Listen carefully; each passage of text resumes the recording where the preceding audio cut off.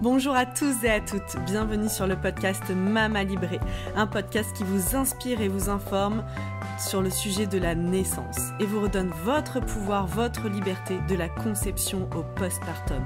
On parlera ici de naissance physiologique, d'allaitement, de conception, de préconception, de préparation à la naissance et bien sûr de postpartum. Si vous aimez ce podcast et que vous souhaitez aller plus loin, suivez-nous sur nos réseaux sociaux et retrouvez-nous sur notre nouveau site mamalibrée.co, un site sur lequel vous retrouverez plein d'informations, de ressources, tout ce dont vous avez besoin pour vivre la maternité qui vous correspond.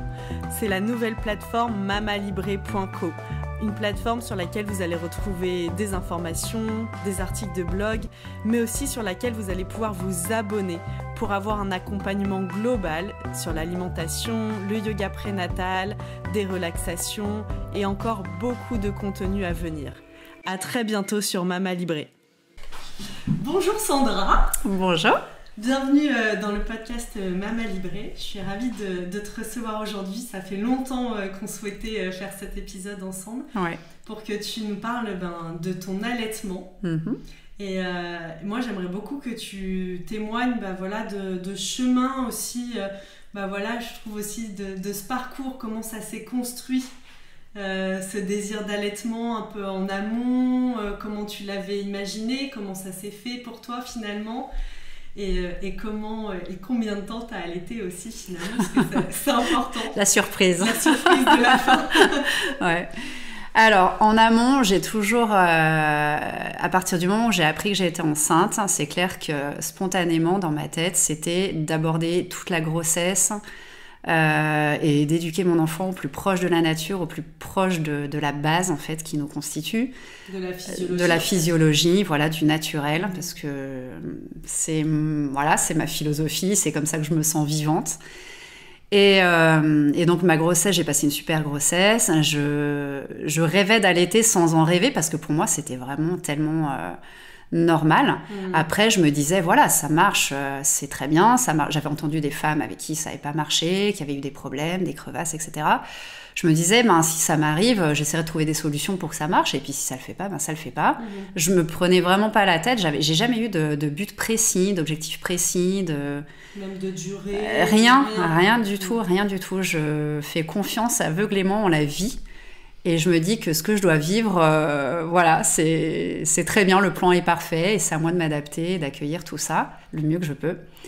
Et donc du coup, j'ai allaité mon enfant. Donc, Est-ce que la mise en route s'est faite fluidement? Alors, c'était très rigolo parce que je suis professeure de pilates, et parmi mes élèves, j'ai une médecin généraliste qui est spécialiste de l'allaitement. Donc elle m'avait dit, écoute Sandra, passe au cabinet, et je te fais une petite consultation pour t'expliquer un peu les postures, le portage du bébé, les différentes façons en fait de porter ton bébé pour allaiter. Très important. Assis, allongé, etc. pour pas te fatiguer. Exactement. Voilà. Donc j'ai fait ma petite consultation, j'ai fait ma bonne élève, donc elle avait son poupon, c'était vraiment incroyable ce moment. Ouais, surtout pour un premier. Ouais, et puis en sachant que tu as ton gros ventre et que tu sais pas ce que c'est d'avoir un bébé dans tes bras, tu te dis c'est très particulier. Et j'avais adoré cette consultation, je m'étais dit mais là je suis au top. Théoriquement, intellectuellement dans ma tête, ça y est, tout est rangé. Mais vu que je suis pas trop très théorie, je suis plutôt je suis plutôt une femme de terrain, une femme de ressenti, plutôt que voilà. Je m'étais dit au moins on m'a montré, donc je m'en rappellerai. Sauf que mon bébé dans les bras. On me l'a tout de suite mis au sein, c'est moi déjà qui l'ai sorti, on m'a proposé, donc j'ai pu sortir les jambes de mon bébé de mon corps en fait, j'ai fait la fin de cet accouchement, donc cette fameuse délivrance, et du coup tout de suite on me l'a mis au sein, et tout de suite ça s'est bien passé. Donc jusque là c'était magique, voilà. Sauf que je pense que j'ai été shootée avec cette dose d'hormones qu'on a toutes à la naissance. Et donc, le premier jour se passe bien, le deuxième aussi. Et à un moment donné, ça commençait à me faire mal. Donc, la position ne devait pas être la bonne. Il y a des détails que j'avais complètement mais complètement occultée. Comme si j'avais jamais rien fait. Cette consultation avec mon élève, enfin avec ce fameux médecin spécialiste de l'allaitement, c'était comme si elle avait jamais existé. C'était complètement parti dans les oubliettes, tellement j'étais sous l'émotion et sous les hormones, et voilà, j'étais que dans l'émerveillement, et j'avais zappé tout le reste. Et donc du coup, on m'a laissé sortir de la maternité avec ses douleurs, ses crevasses, et j'avais super mal. Donc ma grande chance, c'est que j'ai envoyé un message en SOS. Elle est venue à la maison et elle m'a sauvé mon allaitement. Donc elle m'a mis des compresses, déjà elle m'a mis du coton sous l'eau. Ouais, elle a mis au frigo. Non, le froid. D'accord. Elle a mis au frigo, enfin au congèle, je sais plus, et elle me les a posés pour tout anesthésier. Alors là, c'était le début du soulagement, et le début de la renaissance de ce fameux allaitement. Et sans cette consultation, je serais passée à côté d'une des plus belles phases de ma vie, parce que j'allaitais 3 ans. Ok. Voilà. 3 années de rêve. Est-ce que tu t'étais imaginé Non. Dans mes rêves, j'étais là quelques mois, 6 mois, 1 an, mais sans chiffre, sans but précis, vraiment. Et en fait, j'ai toujours voulu que ça se fasse le plus naturellement, donc que ça se mette en place naturellement, et que ça s'arrête naturellement, sans que la société le décide pour moi, sans le poids de la famille, sans le poids des amis, de la société, de la reprise du travail, de tous ces éléments qui sont tellement... qui nous mettent une pression. Voilà, ouais. Et donc du coup, j'ai utilisé tous les avantages qu'on avait mis en place dans nos vies déjà pour vivre le plus libre possible. Et étant en profession libérale, je m'étais organisée du coup pour me laisser libre et accessible et pour mon enfant quand il en avait besoin, quand c'était nécessaire. Et du coup, je me suis autorisée ça. Que tu as vécu parfois? Est-ce que tu t'es senti... tu t'es dit, bon, allez, ça y est, là, c'est la fin. Puis en fait, Jamais. Pour toi, ça a été continu, simple. Tout le temps, simple. Ouais. Okay. C'était une évidence. Et je me suis toujours dit, c'est mon enfant et moi qui le déciderons naturellement. Et ça s'est fait de cette façon. Il s'est sevré tout seul? Ouais. Okay. J'ai jamais eu une question, une consultation, un doute. Jamais. Et tu donnerais quoi comme conseil à une maman qui se dirait, tiens, moi, j'aimerais allaiter le plus longtemps possible. Comment on se prépare et surtout quels peuvent être, alors peut-être toi tu l'as pas vécu, mais des moments un peu plus de doute, de difficulté, ou est-ce que tu as reçu aussi, mais ça c'est un sujet qui est bien d'actualité en ce moment, on en parle de plus en plus sur les réseaux. Il y a la marque de vêtements pour femmes allaitantes, la Tagine Banane, qui en parle, qui a fait une campagne publicitaire sur ça, sur le regard extérieur. Est-ce que toi, c'est des choses que tu as... Alors, le plus beau conseil que je peux donner aujourd'hui, c'est d'avoir confiance en soi, parce que tout découle de ça. Donc, c'est pas spécifique à l'allaitement, c'est pour tout dans la vie. C'est sûr. Voilà. Donc, à partir du moment où une femme se sent être en confiance, elle fait ce qui est bon pour elle. Donc, si elle sent que d'allaiter, c'est une pression, du coup, faut pas qu'elle le fasse. Si elle sent qu'elle le fait pour faire plaisir à son mari, faut pas qu'elle le fasse. Si elle sent qu'elle est fatiguée, que ça lui demande beaucoup trop de contraintes, mais il faut pas qu'elle le fasse. En fait, je pense qu'une mère, elle sait ce qui est bon pour elle et pour son enfant. Voilà. Et je pense qu'aujourd'hui, les femmes, en tout cas ces femmes qui sont en permanence en train de consulter ou en train de douter, manquent de confiance. Et c'est pas de leur faute, c'est la faute d'un manque de transmission quelque part à un moment donné dans les générations. Et heureusement qu'il y a des thérapeutes qui sont là pour les rassurer. Mais quand on est en confiance, on est libre avec son corps, on est libre avec ses choix. Et c'est pas un bout de téton qui va choquer qui que ce soit. C'est pas parce que t'allaites 1 mois, que t'allaites pas ou que t'allaites 5 ans que ça va choquer qui que ce soit. Je pense qu'il faut réapprendre à s'accepter avec tout ce que la vie nous propose. Qu'on est dans un monde d'images à fond, qu'on voit. Moi, ce qui me choque aujourd'hui, c'est... Après, je l'accepte, mais ça me choque parce que ça me renvoie à ce que moi, j'ai vécu, qui a des années-lumière de ça. C'est toutes ces femmes tellement apprêtées à 2-3 semaines de la naissance, qui sont brochées, qui ont les ongles faits, qui sont manicurées, qui sont maquillées en petits talons, mais comme si elles avaient 25 ans, un samedi soir, pour séduire leur mec. Et moi, je me dis, mais où est la maternité? Où est la découverte de cette explosion qui t'arrive dans ta vie quand tu construis cette famille? Et moi, j'avais juste un jean, un chemisier, des chaussures. J'étais propre sur moi, mais j'avais pas envie de me maquiller. J'avais pas envie de séduire. J'avais pas envie d'avoir mes ongles. J'avais pas envie de passer ce temps-là pour moi. J'avais envie juste d'être propre et d'être bien avec moi.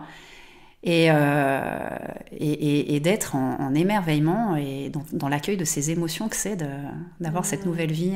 Et puis aussi d'apprendre à connaître ce bébé. Exactement, de construire, comme tu l'as dit, on construit une famille, on construit une relation, on accueille un nouvel être dans sa vie. Et c'est énorme. Énorme. Et du coup, moi, ça m'a pris toute mon énergie et toute ma place. Bien sûr. Il me restait plus rien pour tout ce genre de détails que je vois de plus en plus autour et que je trouve complètement dingue, et je trouve qu'on passe à côté de moments assez incroyables que la vie propose, quoi. Quand on a la chance de pouvoir donner naissance, c'est pas le cas de tout le monde, il y a des femmes qui rêveraient de mettre au monde et qui ne peuvent pas. Je me dis quelle déception pour celles qui y arrivent facilement et qui n'arrivent pas à être émerveillées autant de ce moment, en fait.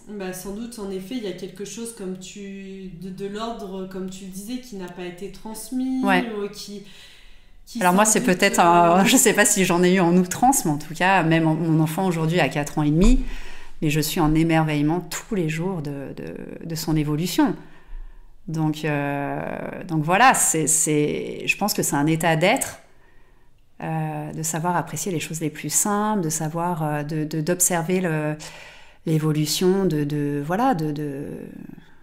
premiers déplacements, des premiers mots, l'apprentissage de notre langue, des émotions qu'ils ont, enfin voilà, c'est juste magique. Est-ce que toi, il y a eu des choses qui ont été moins évidentes que d'autres dans l'allaitement? Est-ce que par exemple, même dans la notion du couple, alors, comment toi ça s'est passé pour toi? C'est bien d'en parler parce que je voulais aussi t'en parler. Je trouve que c'est hyper important de parler du papa. Oui. Parce que il a un rôle primordial dans l'allaitement. Je pense qu'un couple qui est bien construit, où il y a des belles fondations solides et qu'on est vraiment prêt à accueillir une vie, à être perturbé dans notre séduction, dans notre rapport de couple. Je pense qu'il faut se préparer à tous ces sujets, c'est vraiment important, parce que quand on allaite, on sécrète quand même beaucoup d'hormones. Et ce contact qu'on a avec le bébé plusieurs fois par jour, dans la journée, dans la nuit, nous suffit. Et c'est la raison pour laquelle notre libido n'est plus la même. Donc bien sûr qu'il y a une baisse de... Exactement, on est assez comblé au niveau hormonal. Donc on n'a plus du tout ce même désir pour son partenaire, pour son conjoint, son mari. Et c'est vraiment important d'en parler pour que le papa ne se sente pas délaissé, abandonné et en manque d'amour de la maman, parce que c'est vraiment pas le cas. Mais c'est très dur à vivre pour le papa. Moi, mon conjoint a eu beaucoup de mal au début parce que c'était tout nouveau, on savait pas, on a découvert. Et moi, j'aurais jamais pu réavoir des rapports rapidement après l'accouchement. C'était juste... pour moi, c'était presque c'était presque un viol, quoi. T'as envie de tout sauf de ça. T'as pas envie qu'on te touche. T'as juste envie de câlin, de tendresse, mais surtout pas de rapports sexuels. T'es pas là. Voilà, donc moi, la baisse de libido, elle a été énorme pendant plusieurs mois. Donc après, effectivement, oui... d'accueillir un enfant et d'allaiter, ça peut aussi vouloir dire ça. Mais quand on voit aujourd'hui ce qu'on vit, où on en est, ce qu'on a traversé, ce serait à refaire. C'est magique, quoi. Vous avez dépassé ça. Et aussi, moi, ce que tu dis, donc il y a cette notion en effet du couple et de la libido, mais je trouve aussi que parfois il y a certaines femmes ou certains couples qui ont un peu peur de l'allaitement, de cette mise à distance du papa, comme si lui il va pas donner de biberon. Il y en a qui sont dans ces discours-là, tu vois, il va pas te donner de biberon, donc il va se sentir exclu, il va pas construire de Alors lien. après, quand tu... Moi, je pouvais pas tirer mon lait, ça marchait pas. Donc, moi, mon conjoint n'a jamais donné un biberon. On a essayé. Et ça, voilà, la tétine, on n'en a jamais eu, des biberons, on n'en a jamais eu, des poussettes, on n'en a jamais eu. Enfin, on a élevé notre enfant de manière... On portait notre bébé avec une écharpe. La tétine, j'en avais acheté une tout au début pour me dire, voilà, j'ai une tétine comme toutes les mamans. Et puis, elle est restée rangée parce que on a laissé notre enfant s'exprimer, et puis c'est tout. Et puis aussi, du il coup, y a ce rôle du père. En tout cas, je sais pas comment toi t'as vécu ça, mais connaissant Jonathan, je sais à quel point. Moi, je sais que dans mon allaitement, si Guillaume il avait pas été là, par exemple, quand t'es au début, quelqu'un qui t'es beaucoup prise par l'allaitement, donc pour gérer tes repas, pour t'es moins disponible. Et moi, si Guillaume il m'avait pas fait à manger, parfois, j'aurais plus eu d'idée parce que non, mais c'est ça. Et moi, ça a été, je le dis parce que donc du coup, il en a un petit peu bavé dans le sens séduction sexuelle, etc. Parce que ça te change tes rapports, voilà. Mais en même temps, l'épanouissement qu'on a trouvé, la bonne santé de notre enfant, l'émerveillement, cet épanouissement, cette joie, ce bonheur, et dans l'enfant, enfin dans le bébé, et dans la maman, et le papa voyant ça, se nourrit de ça, et ça, Jonathan, par exemple, mon conjoint, ça a été notre pilier. Complètement. Il nous a fait les courses, il nous a préparé des repas, il me faisait des smoothies avec des bons produits, avec des graines, des fruits, des choses... voilà, j'ai été une princesse, c'était aux petits soins, et du coup toute mon énergie et ce temps, je le donnais à mon enfant, et je me suis et c'est pour ça que je suis sereine et que je me suis éclatée, parce que derrière j'avais un partenaire de vie qui était solide comme un roc, quoi, était dingue. Et c'est ça que je voulais dire, tu vois, non, en fait, c'est pas, ça se limite pas à un biberon, justement. Quand t'allaites, le rôle du père, il est encore plus important. C'est ça. Et sa place, c'est une place fondamentale. Ah ouais, c'est le pilier. S'il est pas là, presque ton allaitement, il est en péril. Ouais. Parce que c'est fatigant. Voilà.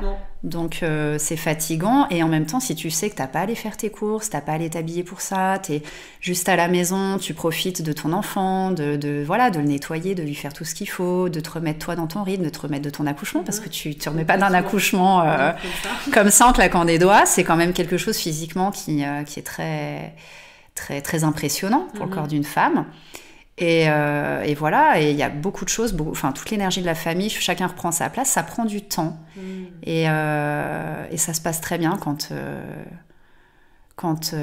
chacun laisse ce temps-là, en fait. Et prend sa place. Voilà, exactement. Place. Et quand on est dans des boulots du matin au soir, que... le congé paternité est très faible, ou que les pères le prennent pas, ou que la mère fait tout, et que le père part très tôt le matin, rentre très tard le soir, ou est en déplacement, etc. Il n'y a pas de secret, c'est pas les mêmes vies qu'on offre dès le début. Hein. Donc après, l'allaitement, bravo à celles qui y arrivent. Moi, je sais que si j'avais pas eu ce partenaire de vie et cet engagement... je sais pas ce que j'aurais fait. Bravo à ceux qui arrivent, et comme tu disais tout à l'heure aussi, de pas se culpabiliser, de vraiment faire avec l'énergie dont on dispose, et que en effet, quand son partenaire il est très pris par son travail, il est moins disponible et tout, de pas le minimiser, et que forcément on va avoir moins d'énergie à mettre à disposition pour ce bébé, on va et on fait de son mieux. Exactement. Et son mieux, ça veut pas dire le truc idéal, c'est le mieux, et que ce que tu as là maintenant dans ta vie, les cartes. Mais je crois que son idéal, c'est d'avoir un enfant heureux, qui rigole, qui est en bonne santé. Donc si tu vois que tu as ça dans les mains, et que tu ressens ça tous les jours de ta vie, t'as gagné, quoi. T'as gagné ton bonheur de transmettre ce que t'as à transmettre, et peu importe de la manière dont tu le fais, quoi. Moi, ma manière, c'était ça, et c'est plein d'autres choses, bien sûr, aujourd'hui. Mais pour moi, la transmission, elle est avec prendre le temps de voir nos enfants grandir, prendre le temps de leur apprendre des choses, de transmettre des choses. Et je me serais jamais vue maman avec un planning où j'ai pas le temps. J'aurais pas été maman. Non mais enfin, c'est très. J'aurais pas pu être maman si je n'avais pas eu cet espace. Ouais. Est-ce que tu as voyagé avec ton oui, bébé? Tout de suite. Parce que je sais qu'on en parle. En tout cas, moi, plein de fois, je me suis dit, mais si j'allaitais pas là lors de voyage, mais comment j'aurais fait c'est horrible. Cette facilité finalement. Mais tu sors ton sein et tu fais tout ce que tu veux, comme tu veux, où tu veux. C'est juste le rêve. Donc, vous avez fait des voyages. T'as rien à prévoir, tu prends ton avion et voilà, ton enfant commence à avoir faim, tu sors ton sein, Il a mal aux oreilles. Voilà, mais de toute manière, c'est conseillé, hein, les hôtesses de l'air dans l'avion te disent, nous on est partis, notre petit avait 3 mois, Voilà, pour des raisons professionnelles, j'étais en congé maternité, on y est allé et c'était magique. Fait un long à La voyage, Réunion, en plus. Ouais. On est parti 2 fois. Le voyage pour vous Voilà, dodo, néné, et voilà, tout va bien. Et on est arrivés, il faisait beau, il faisait chaud, des vacances de rêve. Enfin, c'est ultra simple. Il n'y a rien à prévoir, tout est... Voilà, pas de poussette, juste l'écharpe. Donc ça prend pas de place dans le sac, dans la valise. C'est très simple. Il n'y a rien à prévoir. C'est gratuit pour les enfants de 0 à 2 ans, donc il faut surtout pas se poser de questions. Et voilà, enfin, quand je vois toutes ces femmes et ces hommes qui doivent faire chauffer, le temps de préparation, les enfants commencent à chouiner, etc. Je me dis, mais qu'est-ce que ça a l'air compliqué leur vie, quoi. Même nous, on n'a jamais connu ça. Ouais. Tu parles tu vois, moi j'avais vu dans l'avion avec Guillaume, on s'est dit, quelle chance l'allaitement, tu vois, parce qu'on voyait des papas faire les allers-retours dans l'avion à bercer le bébé, et puis c'est vrai que quand t'allaites, tu mets ton bébé au sein, et puis c'est terminé. Exactement. Est-ce que toi, comment t'as vécu la période pour l'endormissement et le sein? Est-ce qu'il y a des choses que tu as dû mettre en place? Est-ce qu'il s'endormait au sein? Comment tu as géré ça? Alors, c'était il n'y a pas si longtemps, mais en même temps, on oublie.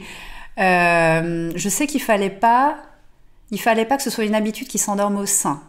C'était ce qu'on m'avait dit, ce que la pédiatre m'avait dit. Et puis, au début, quand il était tout petit, c'était un petit peu ça, voilà. Et après, quand on me l'a dit, j'ai fait un peu plus attention, ça s'est bien passé, j'ai jamais eu de soucis, en fait. Et du coup, tu mettais quoi comme relais? Est-ce que Rien. C'est Jonathan qui le prenait? Non, ouais, peut-être, enfin, c'était fluide, ça s'est fait... Peut-être, des câlins, des bercements, mais c'était très simple, en fait, vraiment. On n'a pas du tout galéré... Après, on a fait du cododo, du coup, pendant très longtemps. Donc, c'est pareil... là, du coup, je rencontre de plus en plus de femmes qui viennent d'autres horizons. J'ai une copine qui est japonaise, une copine qui est brésilienne. Et je m'intéresse énormément à toute cette culture autour de la grossesse et de l'allaitement et du début. Aussi. Et du cododo. Parce et du Japon, c'est énorme. C'est ça.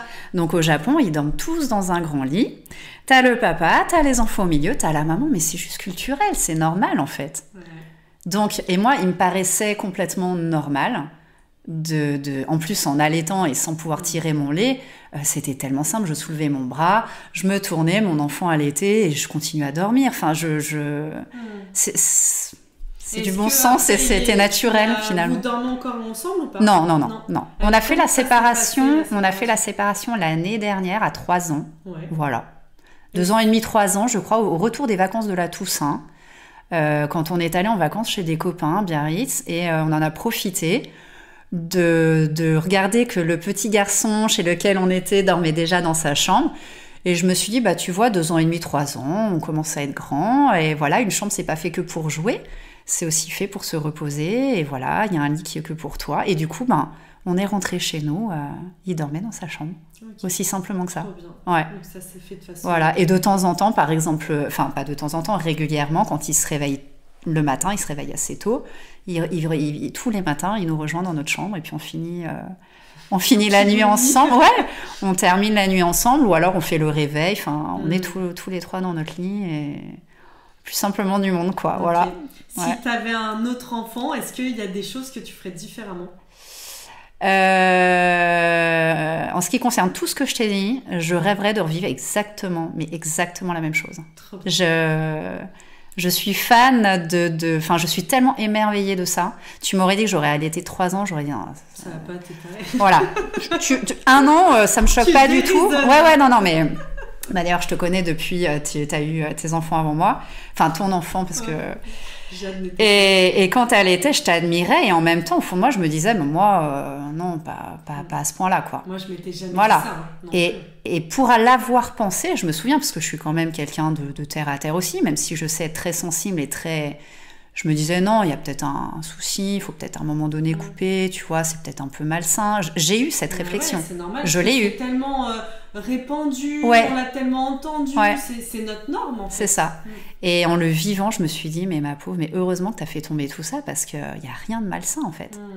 Il ne faut pas oublier qu'on est des mammifères, qu'on a des poils, qu'on a du lait, et c'est pas pour rien. Donc, même si on met des beaux tissus sur nous, des belles fringues, et qu'on peut se maquiller... les femmes, mais voilà, donc faut garder quand même. Je trouve qu'une femme est magnifique quand elle sait se respecter de sa propre nature et après s'enjoliver si elle le souhaite, comme elle le souhaite. Mais ne pas faire que cette parure artificielle et superficielle et du coup derrière en oublier ta chair, ta peau et ce pourquoi tu... Soit le plus important, quoi. C'est ça, ouais.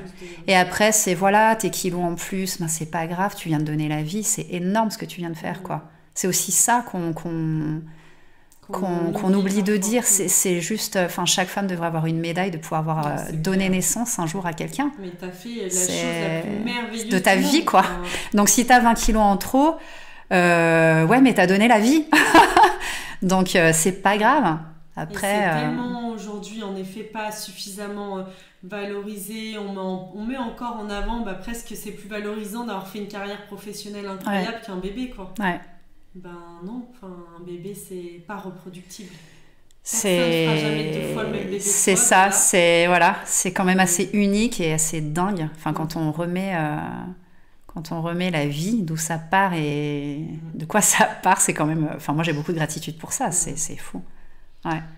Donc, et du coup, la médecin, mon élève qui est spécialiste dans l'allaitement, me disait que elle me parlait de féminisme. Et elle me disait que en Norvège, c'était un féminisme identitaire et que nous, dans nos sociétés, c'est un féminisme égalitaire. Intéressant. Voilà. Et ça, je tenais à le dire aussi aujourd'hui parce que... ça me parle beaucoup. C'est ça, voilà. J'avais vraiment envie de faire un épisode, tu vois, là-dessus, sur justement... il y a une vraie...